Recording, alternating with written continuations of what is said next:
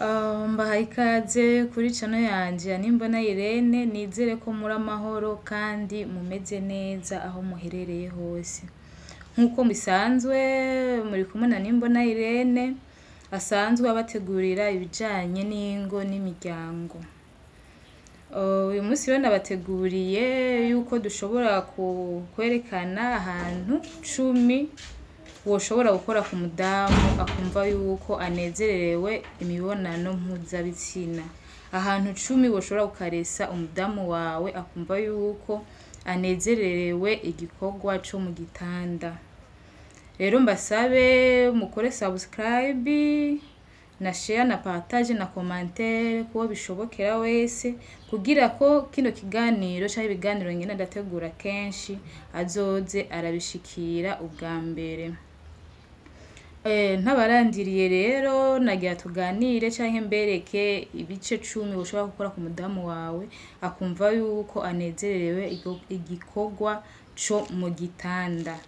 Kenshi narabahanuye ndababwira ati rero cyane cyane abapapa ashobora kuva yava ashobora kuva ku kazi kiwe akumva yuko menga yashatse kubikora, ariko rero kizire yuko gushika ushike hanyuma nguhite usimbira ku mudamu wawe nguhite ubikora mutabanje gutegurana.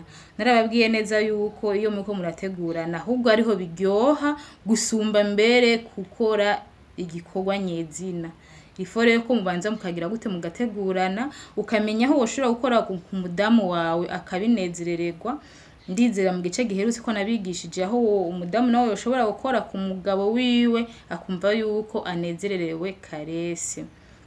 Rero umugabo nawe aho yokora ku mudamu wiwe akumva neza yuko anezererewe ico gikorwa. Dufate ahantu yoshobora gukora ku mudamu wiwe akumva yuko anezererewe igikorwa mpuzabitsina.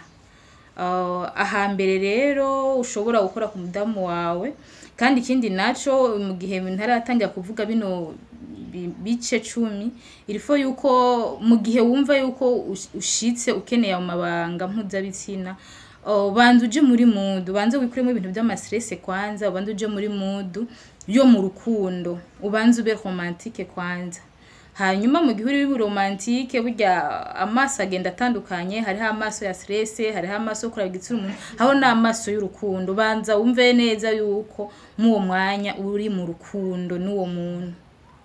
Igice ca mbere rero woshobora gukora ku mudamu wawe akumva yuko anezereye imibonano mpuzabitsina, igice ca mbere naha mwizosi. Aha mwizosi ukashobora guhakorakora, apana kuza ngo uhite ngo ufate ibitoki byose. Hakorakore buke buke uzana y'intoke buke umera nk'uhandikisha indome zidahari.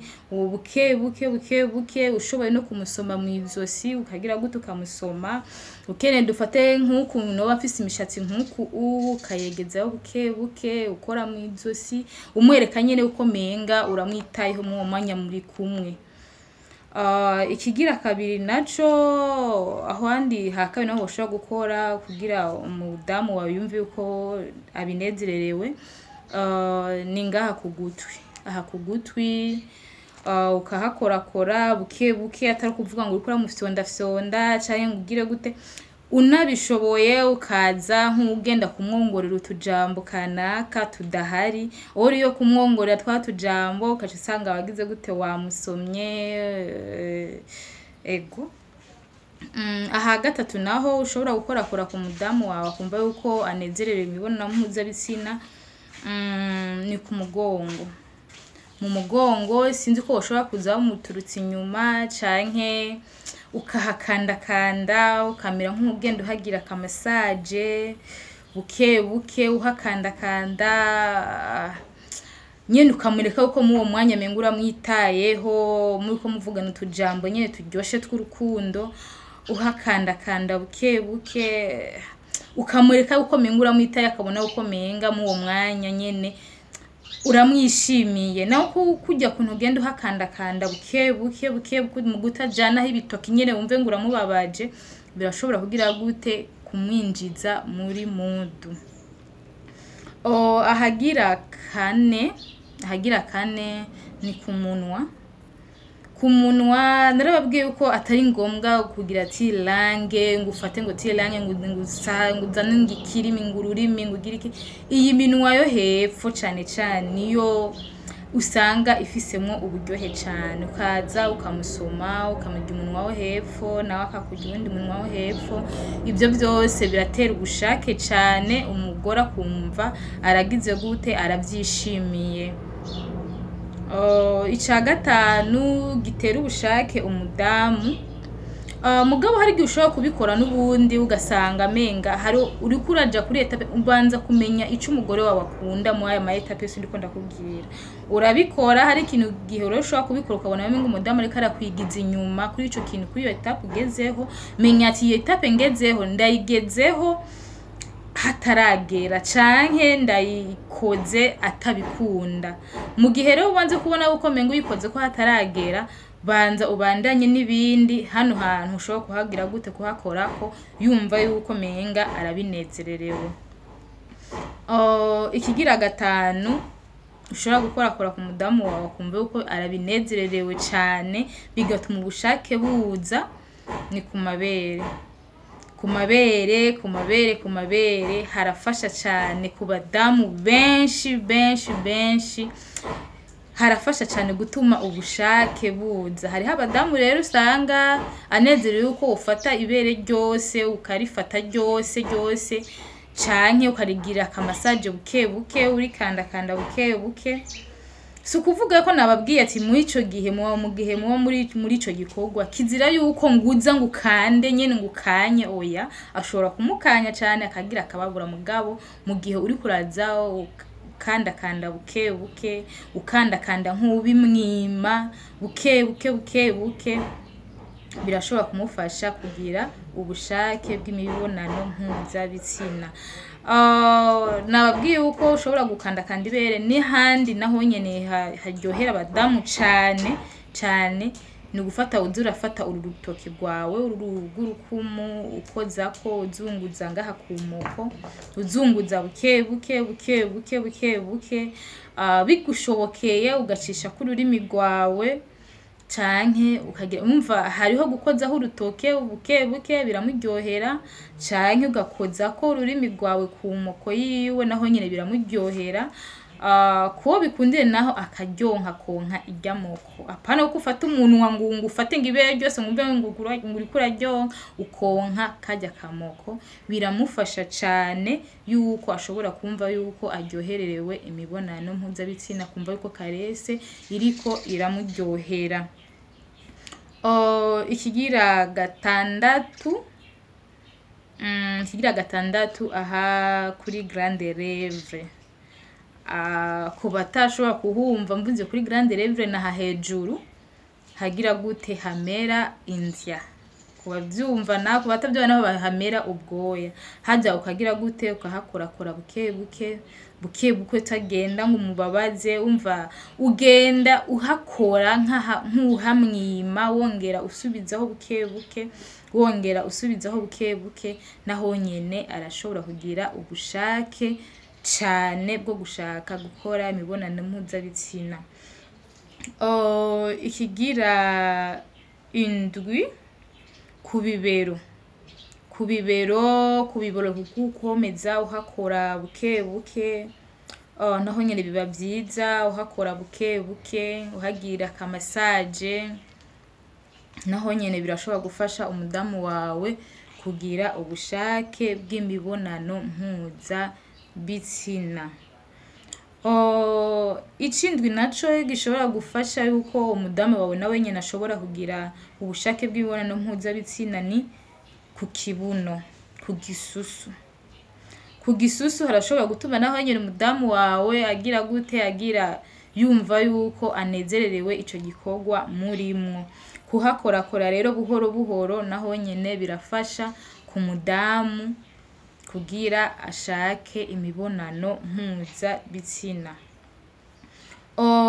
Icicenda naco ni mu gihe mwico gihe ntuburinjira mu myanya myibarukiro, mu mu gihimba hagati cirondoka. Mu gihe rero utangiye gufata, narababwiye ariko ko ku isuku kwanza bisaba ibikore niburi intoke zawe zisa neza, wazikaravye neza kuko kiriya gihimba ni gihimba gikabuta cane umwanda. Rero mu gihe uriko urabikora izo nzara zawe zitameze neza, usa nabi, birashobora gutuma umudamu washobora no kugwara infection. Tugeze ku c'icenda, ni ngaharya ushobora gukora ku mishino yiwe. Ku utayifise naho hariho aho gukora harya pembeni yaho bita ku gaharage. Ukahakora buke buke, ugakora ukamera nk'udukwega buke buke, uhakorakora. Naho nyine biramufasha cane cane, aho hantu harafasha gose, harafasha ku buryo umudamu wawe ashobora kubishaka na gose. Arashobora kubishaka na gose. Apana rero hari umuntu ashobora kuza agahita atandukira, akaviyava, agahita azana za ntoke ziwe ahita akora hariya. Oya, banza umutegure neza, ubanze uhere kwa mayitape yose umuntu aba yavuze, kugira uzoze gukora za ntoke zawe hariya mu myanya myibarukiro ariko hamaze kugira gute kumera nk'ahatoha, kubera za ntoke uriko urazikozamo zikanyerera bivanye narya amazi yamaze kugira gute, yamaze kuza araza. Icumi naco gishobora gutuma rero umudamu noneho abishaka cane, nuko ushobora gukora kuri ya poeje nabigisha mu kugira unyaze umugore wawe.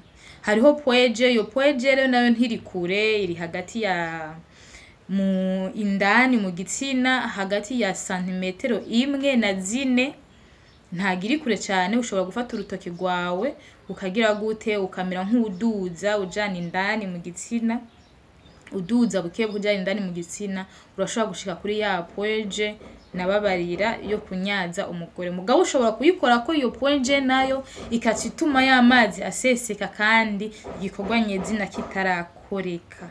Rero menya rero uburyo uri buhakore kugira ngo amazi ntaseseke mu gihe ca gikorwa kitarakoreka. Ndabashimira cyane ku bantu munkurikirana nigisha zino nyigisho. Bazoshobora kunkurikirana bazoza baramenya uko ibintu bikorwa. Bazoza baramenya uko ushobora kubikora. Rero nababwiye yuko umupapa mutegurane neza. Ushobora kuza ugahitira kuri etape umudamu wawe ukabona menga asa n'uwegeye inyuma, ukamenga ntabishaka. Mugabo si kuvuga ko ataba ashaka iyo etape, mugabo nuko uba uyishitseko mu gihe kitaragera. Rero banza ukore, apana kuvyumva naho nyene ngo uhitire ngo hariya mu myanya myibarukiro ngo niho ngo umugore aca bishaka. Banza umutegure, ukoraho hose nagiye ndadondagura. Ndabashimiye cyane rero, mukore amasabone, subscribe kugira muzoze murakurikirana bino biganiro ngena ndabicishako bijanye n'ivyingo n'imiryango. Kenshi nzobategurira impanuro z'ivyingo n'imiryango, uburyo cyane ibintu by'urukundo, impanuro zigenda zitandukanye. Rero mukore amasubscribe, muzoze muragira gute mubona ibiganiro nzoza ndacishako kw'iyi channel yanje ya Nimbona Irene. Hanyuma mubisangize n'abandi, mukore partage n'amakomantere. Ufise ikibazo yandike muri komantere, n'ibyaba ibibazo byinshi nshobora kuzotegura umwanya wo kubibigishako. Hariho n'abandi badamu naco nyene nzokigarukako, usanga adashaka karese, wamukorako agatinya, ukamenga si n'umugore wawe. Rero ibintu byo gutinya, menya nta buryo uzokumva. Menya uburyo uri bwitware, mutegurane n'umugabo wawe. Wa mugabo utegura umugore wawe, nawe wa mudamu we utegure umugabo wawe. Uko ku mukobwa cyangwa ku bagabo narabigishije neza aho umugabo yoshobora gukora kugira umugore wiwe agira ubushake, canke aho umugore ashobora gukora marivyo ndabigishije kugira umugabo nawe agira ubushake. Apana yuko ushobora kuza uhita ubikora wewe wa mupapa ugasha usanga wowe urahejeje muga mu gihe uhejeje umudamu wawe akaba ataraheza. Rero iyo mumaze gutegurana mugategurana neza umudamu wawe muzoca muhereza rimwe. Rero mu gihe rero uje ukahita ubikora umudamu wawe nawe nyene utamuteguye ushobora kumusigamwo umushukwe hanyuma ugasanga yaragwaye ya migongo idahera, afise ya mishihe idahera, kwa gushavura kwa hato na hato kudahera. Rero ni mubanze mutegurane, we wa mupapa mutegure na wa mudamu mutegure umugabo wawe ku buryo mushobora gukora kirya gikorwa hanyuma mugahereza rimwe. Ndabashimiye cyane, mukomeze gukora subscribe. Bye bye.